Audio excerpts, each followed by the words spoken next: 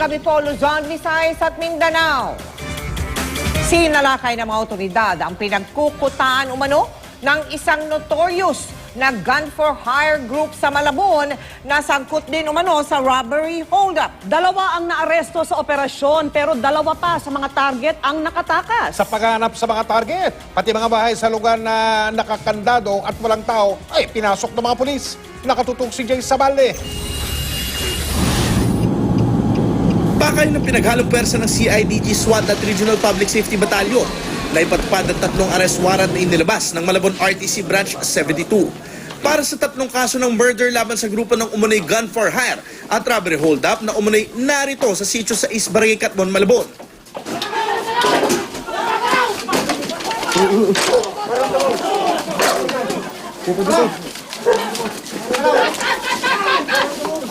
Ilang sandali lang. On hold. Fire on hold.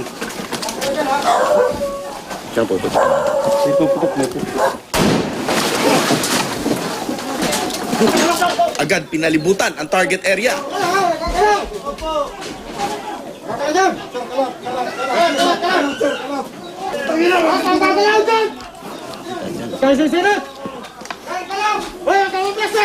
Lahat ng tao sa lugar, pansamantalang pinaupo sa isang sulok habang tuloy ang operasyon. Sinuyot ang bawat lugar.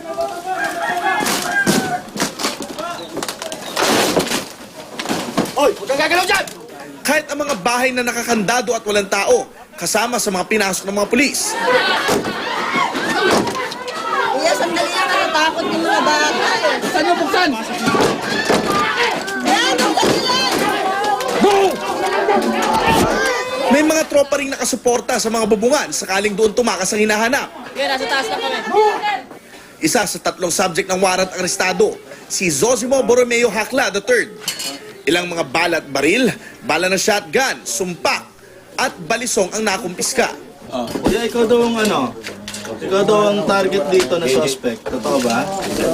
Ha? Nagulat ka ba na biglang pinasok itong bahay mo?